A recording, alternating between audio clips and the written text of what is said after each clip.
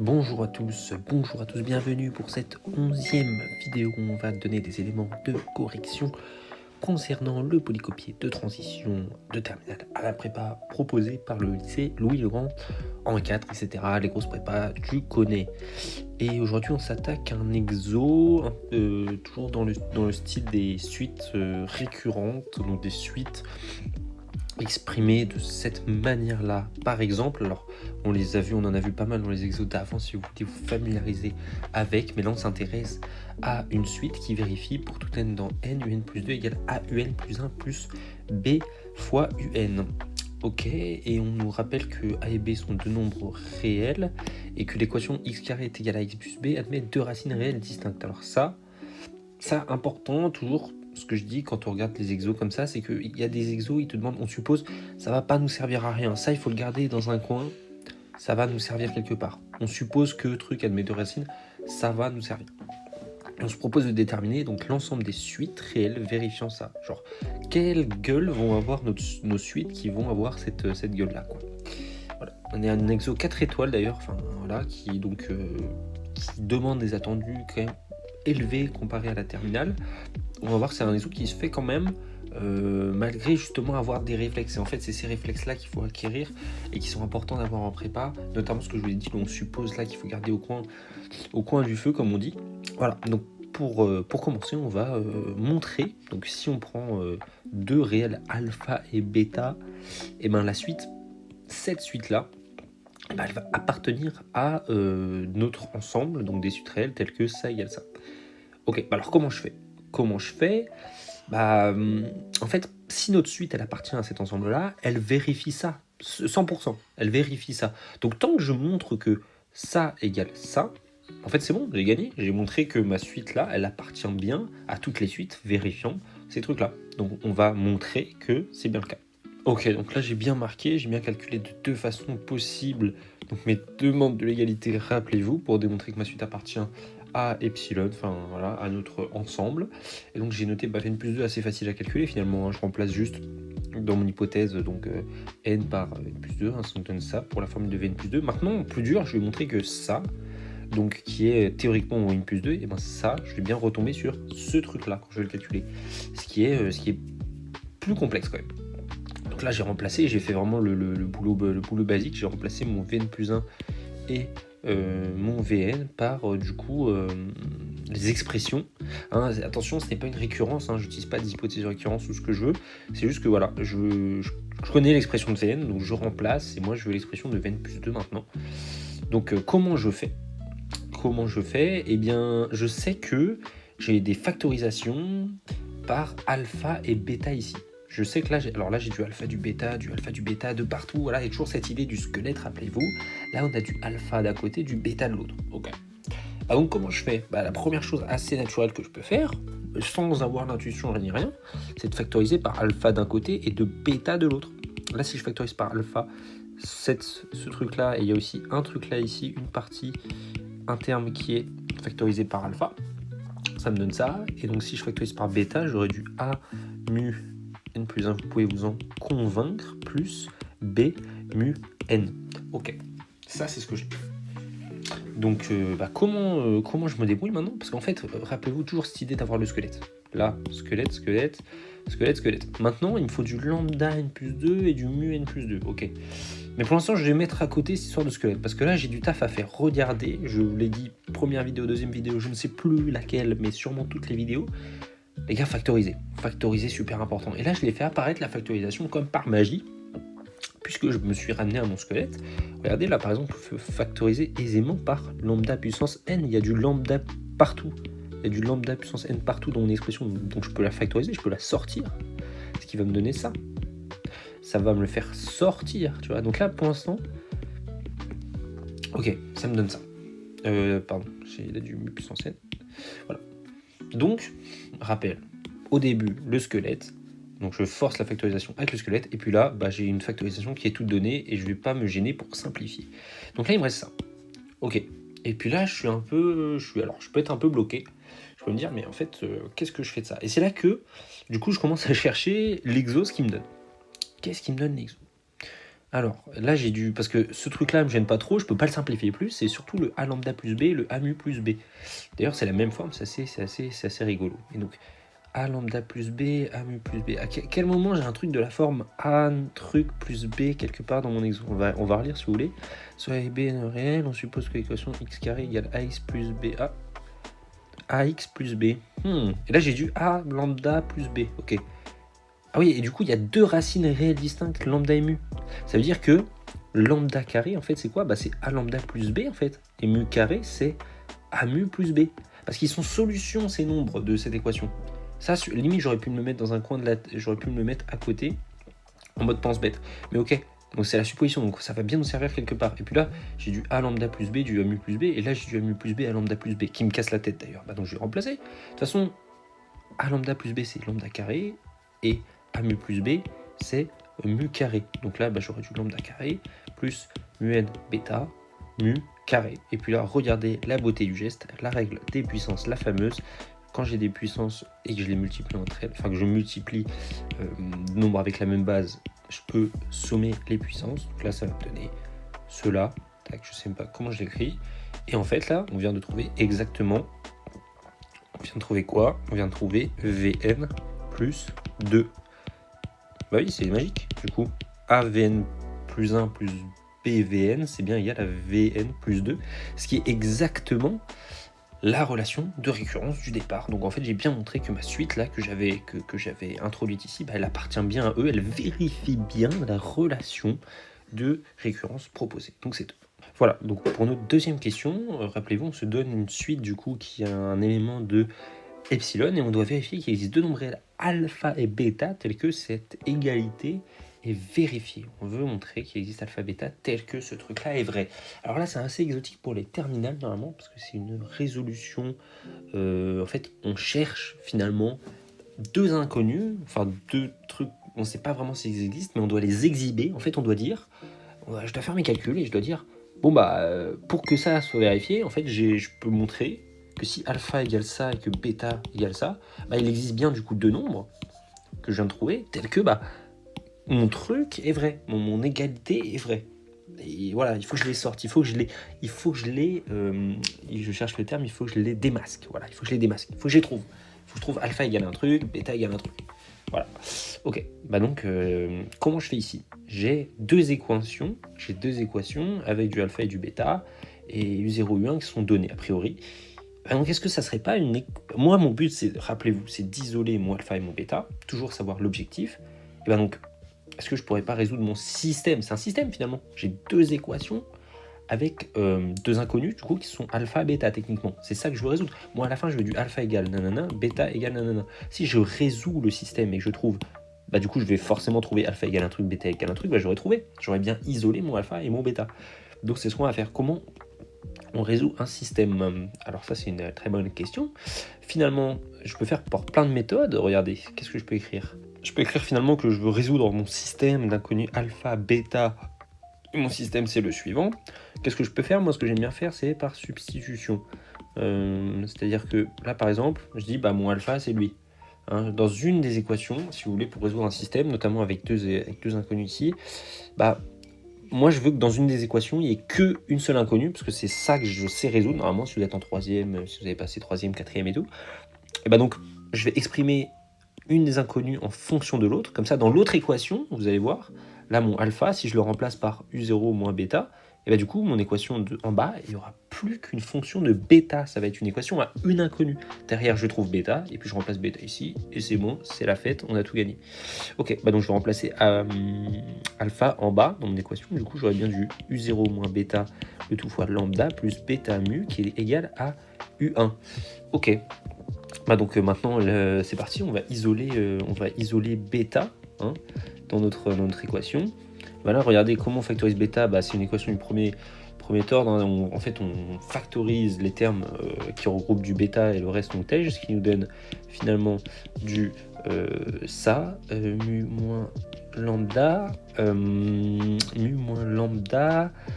égale U1, U1 moins U0 lambda, il me semble. Il me semble que ça donne quelque chose du style. Voilà, résolvez l'équation si vous n'êtes pas sûr. Mais normalement, ça donne un truc comme ça. Et donc maintenant, je peux trouver mon bêta d'un côté. Alors, important quand j'écris ça. Donc là, je change juste les lignes d'en bas depuis le début. Alors, tac, tac. Je divise, regardez, par mu moins lambda. Et surtout, quand je divise par des trucs que je connais pas, je me dis, mais dans quel cas est-ce qu'il y a un moment où je divise par 0 ? Est-ce qu'il y a un moment où mu moins lambda égale 0 ? Est-ce qu'il y a un moment, finalement, où mu égale lambda ? Ok, je vais regarder mon énoncé, peut-être qu'ils me le disent. Alors, admet, nanana, parce que quand on parle de mu lambda ici, c'est de racines réelles distinctes. Ce ne sont pas les mêmes. Et là, c'est bénef. Là, c'est tout bénef. Et par contre, il faut le préciser. Elles sont distinctes, donc forcément, elles ne sont pas égales. Donc, je ne divise pas par 0. Donc là, je mets ça, car lambda différent de mu. Voilà, donc j'ai trouvé mon bêta. Et puis maintenant c'est tout gagné. Hein. Si je veux trouver mon alpha, j'ai juste à remplacer bêta par ce que je viens de trouver. Regardez, j'ai juste à remplacer mon bêta par U1 moins U0 lambda sur U moins lambda. Bêta, du coup, ça va être... je le remets pas, c'est ce que j'avais trouvé. Du coup, alpha, ça va du coup être... j'ai marqué mu0, je me suis emmêlé les pinceaux là. U0, pardon. U0 moins ça, et donc ça va être... en mettant au même dénominateur, je ne suis même pas obligé de le faire. D'ailleurs, je ne vais même pas le faire parce qu'on veut montrer l'existence. Donc en fait, j'en ai un peu rien à faire de mettre au même dénominateur, surtout que ça va... les notations, elles vont être plus dégueu après, elles vont être plus dégueu. Donc je vais laisser comme ça va être très bien. Moi, ce que je voulais faire, mon but, c'était d'exhiber des alpha et des bêta qui faisaient que mon équation marchait. Et vu que j'ai raisonné par équivalence, ça, le fait que ça soit vrai, ça implique forcément que ça soit vrai. Donc j'ai bien montré qu'il existait un alpha et un bêta tel que ce truc là soit vrai. Et oui, c'est bien eux, c'est eux alpha et bêta qui marchent bien d'ailleurs parce que lambda est différent de mu. Donc il n'y a pas de souci. Voilà, donc moi je veux montrer, rappelez-vous la question, montrer que pour tout entier naturel, en fait la suite, si une suite appartient, d'ailleurs ça c'est marrant, si une suite appartient à ce type de suite, à ce type de suite par récurrence, et forcément, il n'y a pas le choix. La suite elle s'écrit comme ça. Elle s'écrit comme ça, il n'y a pas de choix. Donc ça c'est marrant. Nous, qu'est-ce qu'on va faire ? Du coup, on va montrer ça par récurrence, forcément, hein, pour tout entier naturel. Ça, normalement, on se pose plus la tête. Regardez mes vidéos d'avant, c'est que du ça. Quand on a du pour tout n en n, récurrence instantanée. Initialisation, du coup, il faut que je vous montre que U0, c'est alpha lambda 0 plus bêta mu 0. Ce que j'ai fait ici. U0, c'est alpha lambda puissance 0 plus bêta. Voilà, c'est alpha plus bêta. Et puis, est-ce que, du coup, U0, c'est alpha plus bêta ? On a montré qu'il existait, finalement, deux inconnus alpha et bêta, qu'on a démasqué d'ailleurs, tels que, évidemment, U0 c'est égal à alpha plus bêta. Donc en fait, j'ai bien montré que U0 c'est bien égal à alpha plus bêta. Finalement, il y a bien deux inconnus qui vérifient ça. Donc, initialisation vraie, voilà, je l'ai dit à l'oral. À l'écrit, il faudrait peut-être écrire qu'il existait bien une solution à U0 égale alpha plus bêta. Donc l'hérédité, on suppose. Alors là, on va peut-être pas raisonner par des récurrences fortes, je pense pas. Surtout qu'on va peut-être céder du raisonnement qu'on a fait ici, qui n'a pas nécessité forcément de récurrence forte. Donc là, on va pas céder de la récurrence forte. On suppose que pour un certain entier naturel, UN égale alpha lambda n plus bêta mu n, on peut montrer que ce truc-là implique, forcément que UN plus 1, c'est en fait l'hypothèse au rang n plus 1 finalement. Je suppose l'hypothèse au rang n, je vais vous montrer l'hypothèse au rang n plus 1. Enfin, je vais vous montrer que c'est vrai au rang n plus 1. Comment je le fais maintenant ? On va s'aider de... De toute façon, il n'y a pas grand-chose à chaque fois et ça commence comme la question A. Je vais m'aider de la structure de la suite, finalement. D'ailleurs, assez marrant, je me rends compte qu'en fait, j'utilise pas de la récurrence normale, j'utilise de la récurrence forte ici parce que, regardez, je vais devoir remplacer mes trucs, mes UN plus 1 et mes UN par du alpha, lambda, n plus 1, plus bêta, etc. Donc, je suis bien obligé de supposer mon hypothèse à la fois au rang n plus 1, à la fois au rang n. Donc, je suis obligé de mettre jusqu'à un certain rang. Je vais mettre n plus 1, n plus 1 avec n appartenant à n. Comme ça, c'est plus simple pour mon calcul. Et donc là, maintenant, j'ai le droit, effectivement, de toute façon, sinon je peux rien faire. Si je passer UN à gauche, de remplacer par alpha, lambda, n plus 1. Alors du coup, ce que je veux montrer ici, c'est l'hypothèse au rang n plus 2, bien sûr. Voilà, avec n plus 2. Et donc là, j'aurais du n plus 1 plus bêta mu n plus 1 plus b. Et puis là, pareil, je remplace tac, mon hypothèse, voilà. Là, c'est la base des bases, sinon je peux pas m'en sortir. Sinon, les UN, j'en fais rien du tout, donc je suis obligé de faire ça. Ok, maintenant, pareil, je vais vous montrer mon hypothèse de rang. Mais en fait, là, on se remarque que ça ressemble assez à la question 1, quand même, finalement. Regardez la question, on avait les trucs au rang n plus 1, plus bêta. En fait, c'est exactement la même chose. Et on a montré que notre truc était vrai au rang n plus 2. Bah, du coup, est-ce que vraiment je réécris? Parce que là, regardez, en fait, c'est pareil, hein. Là, j'écris UN plus 2. J'écris que c'est ça. Puis après, je calcule. Je trouve que UN plus 2, bah, c'est ça. UN plus 2. Si vous voulez, on va faire tous les... Enfin, regarder tous les calculs. On trouve bien que UN plus 2, c'est bien... UN plus 2, c'est quoi? Bah, c'est alpha... Tac.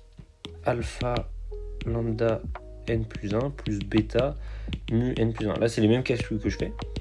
N plus 2, pardon, du coup. Mais là, c'est exactement les mêmes calculs, quoi. Là, je fais vraiment... reportez-vous à la question A, c'est exactement la même chose. Là, vraiment, c'est littéralement la même chose. Hein. J'aurais recopié toutes les lignes de calcul si j'avais voulu. Mais donc là, on se rend compte, quand vous faites l'exo, vous vous rendez compte qu'en fait... vous partez sur la même base et en fait vous allez arriver au même endroit au final. De toute façon, ce que vous voulez montrer, bah, c'est ça. Et ça, en fait, on l'a montré aussi ici. Donc forcément, si on part du même endroit, on veut arriver au même endroit et à un moment, on va faire la même chose. Hein. Donc ok, c'est fini du coup. On a fini. Donc c'est bon, notre propriété elle est bien héréditaire. Moi, de toute façon, ce que je voulais montrer, c'était ça à la fin.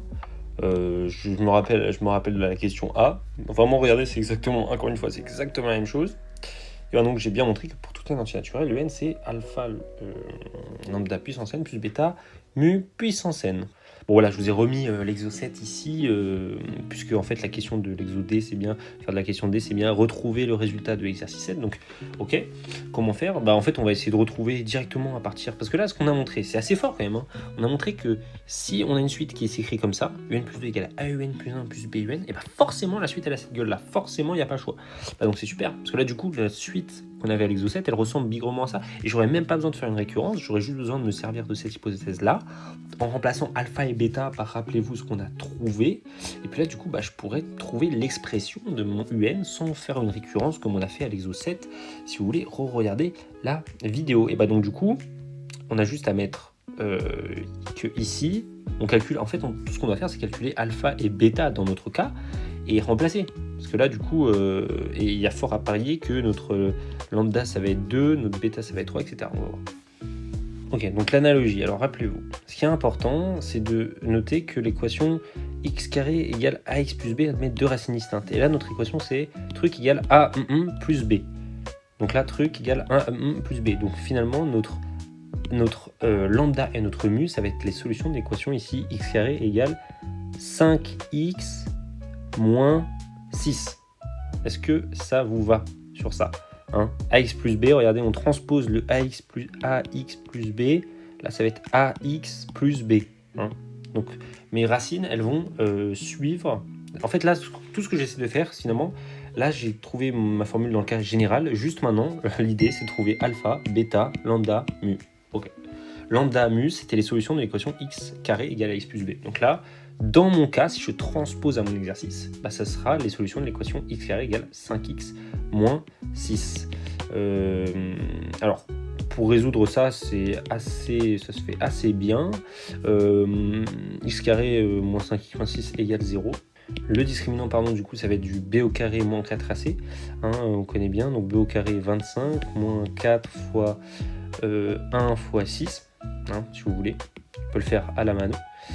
Ça va faire 1, 25 moins 24, qui est strictement positif, donc on aura bien deux racines réelles distinctes à notre équation. Ça c'est de seconde, si vous voulez vos cours sur les trinômes du second degré.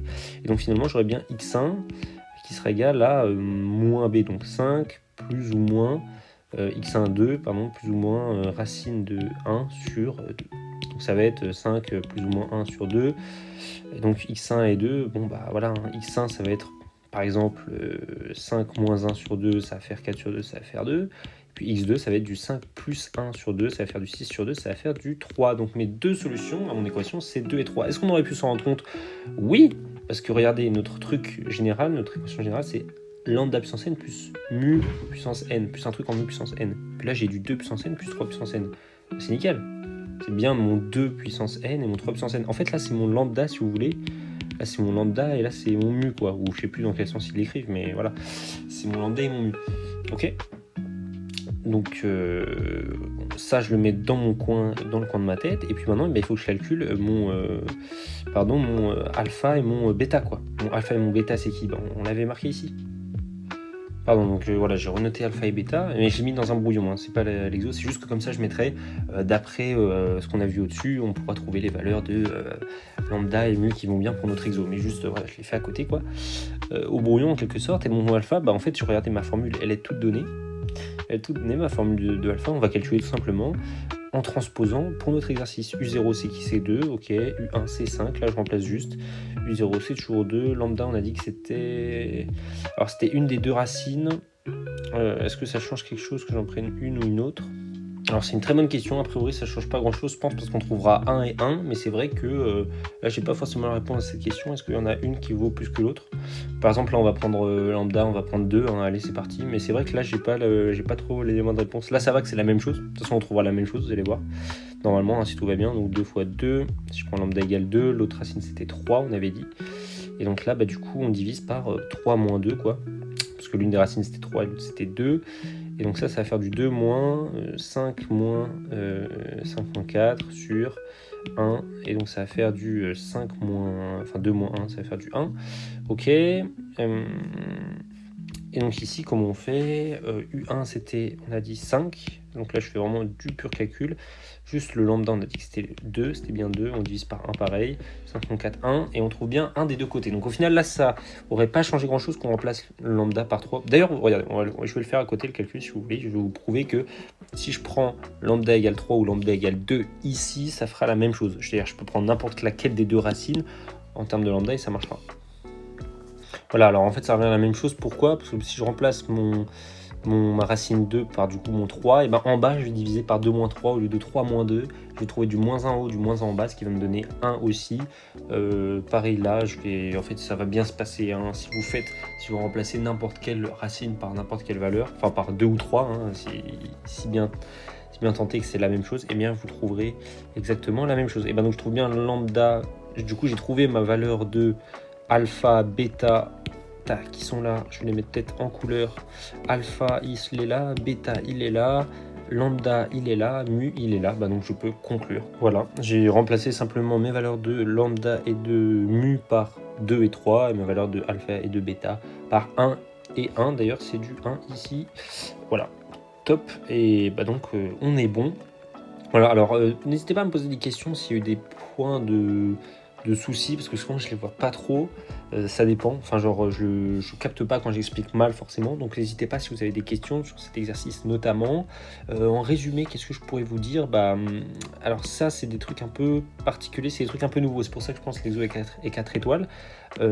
Ça, bien utiliser les suppositions qu'on fait dans l'exo hein, quand on est bloqué ici, parce que là normalement on devrait arriver à là, et puis il y a souvent les relations, vous voyez, des trinômes du second degré, l'exercice d'avant on a vu les relations coefficients racines, hein, les produits des racines, les sommes des racines, c'est important, et puis bien là, vous voyez bien être calé sur les trinômes, parce que là vous voyez x carré égale ax plus b, tac, je le remplace ici, et c'est carré, ça me fait mon exo, mais il faut bien y retenir. Ensuite, résolution de système avec la notion d'existence qui n'est pas forcément évident pour les terminales, mais c'est vraiment cette idée d'exhiber, de montrer que alpha égale lui, bêta égale lui, j'ai gagné, donc j'ai juste à résoudre le système pour avoir mon bail. Ensuite, une petite récurrence qui finalement est comme